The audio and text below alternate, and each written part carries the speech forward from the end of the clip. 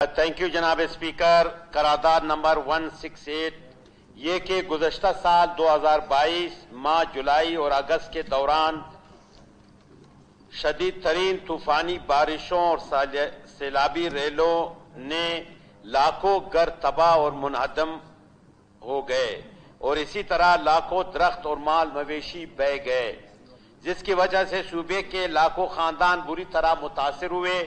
इस बाबत एनडीएमए और पीडीएमए और जिली इंतजामिया ने घर घर जाकर सर्वे भी किया, लेकिन एक साल का अरसा गुजरने के बावजूद ताहाल किसी भी मुतासरा खानदान को कोई मुआवजा नहीं दिया गया है। लिहाजा ऐवान सूबाई हुकूमत से सिफारिश करता है कि वो मुतासरा खानदानों को फिलफौर मुआवजा की अदायगी की बाबत फौरी तौर पर अमली इक़दामात उठाने को यकीनी बनाए ताकि मुतासरा खानदानों में पाई जाने वाली बेचैनी और एहसास महरूमी का खात्मा मुमकिन हो सके। करारदाद नंबर 168 पेश हुई एडमिसिबिलिटी की वजाहत फरमाएं। जनाब स्पीकर, आपको पता है कि गुज़श्ता साल माह जुलाई और अगस्त में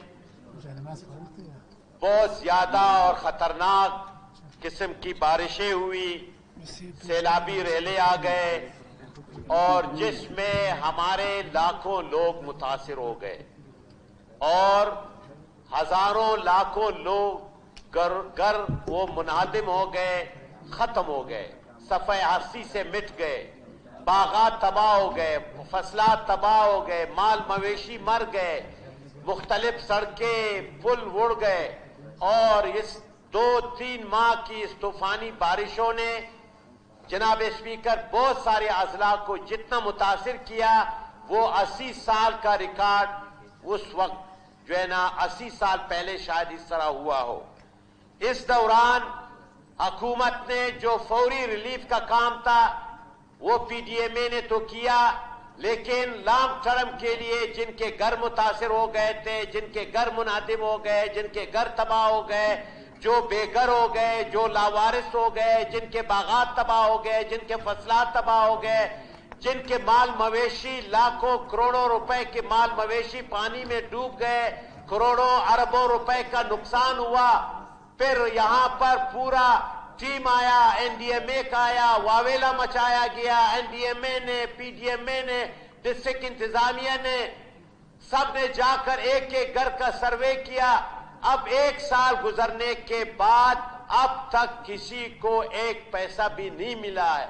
अगर मिला है तो मुझे वजीर पीडीएमए साहब तशरीफ फरमाए, वो वजाहत करे कि कब हुआ है, कब पैसे आएंगे, कब जो है ना इन गरीब और लाचार लोगों की दादरसी होगी जिनका घर तबाह हो गया, जो बहुत ज्यादा बागात के मालिक थे, आज वो दर पदर की ठोकरें खा रहे हैं। दूर आप न जाए, ये अनवड़क नजदीक है। आज भी अनवड़क के अवाम, वहां पे सड़क नहीं है अनवड़क में, वहां के बागात खत्म हो गए, वहां के घर तबाह हो गए और आप छोड़े वहां 5 माह 6 माह तो लोग जो है ना सड़कों के किनारे पे लोग सो रहे थे, वहां पे जो है ना उन्होंने घर बनाए हुए थे।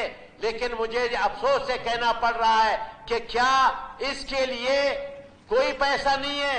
वहां जब यहां पर दहशतगर्दों को वहां पर सहूलतकारी के लिए तो पैसे हैं, ऑपरेशन के लिए तो करोड़ों अरबों रुपए है कि वो रिलीज कर रहे हैं। यहां गरीब आवाम के लिए मुझे उन्होंने जवाब दिया है कि यहां कोई पैसा मंजूर नहीं हुआ है। तो मैं समझता हूं कि सूबाई हुकूमत को वफाक से, वजीर आजम से मीटिंग करनी चाहिए कि इतनी तबाही हो गई, बस वो तबाही उसी हद तक थी। अगर इस साल फिर यहां पर ये इम्कानात है कि फिर बरसात का मौसम आएगा, मॉनसून के जो बारिशात है, बारिशें वो ज्यादा होंगी, फिर क्या होगा? लोग तो अभी तक सड़कों पे पड़े हुए हैं। इतनी सर्दियां गुजर गई, तो मैं समझता हूं कि इतना अहम करारदाद है, इस पे कम अज कम हुकूमत अमल करे। वजीर दाखिला साहब जो पीडीएमए का भी वजीर है, उनसे गुजारिश है कि वो इस बाबत हमें एतमाद में ले ले कि कितना अभी तक डैमेजेस में कितनी रकम आई हुई है, कितना खर्च हुआ है। थैंक यू जनाब स्पीकर। बहुत अहम करारदाद नसरुल्लाह ज़ेरी साहब लाए, बहुत मैं भी खुद भी इस करारदाद की हिमायत करता हूँ। اور اس کے تھوڑے جو ہیں بلوچستان کے لوگوں کو تھوڑے اس کے حقائق بھی بتاتا چلوں. جناب جب یہ آپ کو پتہ ہے بہت بڑے سطح کا سیلاب گزشتہ سال جولائی اور اگست میں آیا، جس کو میرے خیال میں پورے اقوام متحدہ کی جو سیکرٹری جنرل ہے وہ بھی اس کو جو ہے مانیٹر کرنے ادھر آ گئے، انٹرنیشنل این جی اوز آ گئے، انٹرنیشنل معاملات ہو گئے. بہت بڑی ایک تباہی تھی، لیکن الحمدللہ بلوچستان حکومت نے وزیر اعلیٰ بلوچستان نے فراخ دلی کا مظاہرہ کرتے ہوئے 1 روپیہ بھی نہ کسی این جی او سے، نہ وفاقی حکومت سے، نہ اس سے مطلب بلکہ جو ہمارے جو شہداء تھے جو اس سیلاب سے شہید ہو جاتے اس کے جو تھے پہلے ہم ان کو کمپنسیشن میں دے دیتے تھے، اس کو 5 لاکھ، وہ ہم نے 10 لاکھ وزیر اعلیٰ صاحب نے کیا، وہ بھی ہم نے اپنی گورنمنٹ کی طرف سے دے دیے. تو جو ان کا پہلا ہمارا کام ریلیف اور ریسکیو تھا اس میں ہم نے کسی گورنمنٹ سے کسی سے کوئی مدد نہیں لی، بلوچستان حکومت کے اپنے ہی وسائل پر پورے بلوچستان کو چلایا.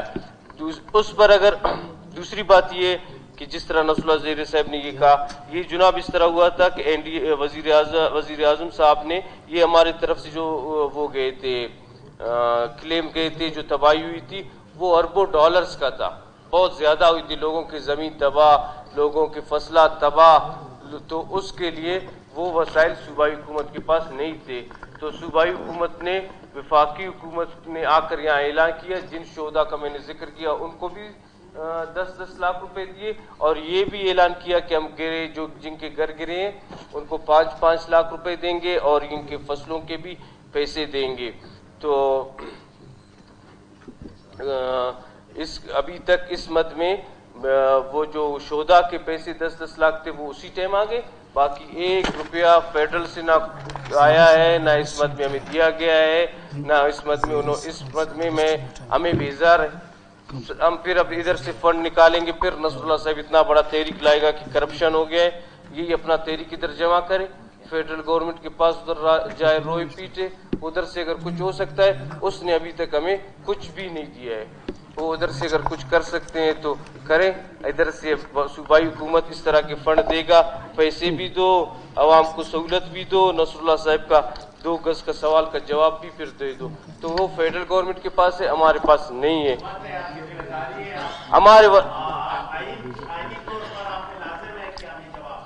ہمیں آئینی طور پر آپ کو جواب دیا کہ پھر آپ دوسرا سوال لاؤ گے کہ آپ نے پیسے کیوں ان لوگوں کو دیا. آپ کا تو کلٹی مارنے کا ٹائم کا بھی پتہ نہیں چلتا ہے کب اس پر ہو گئے. شکریہ وزیر داخلہ صاحب.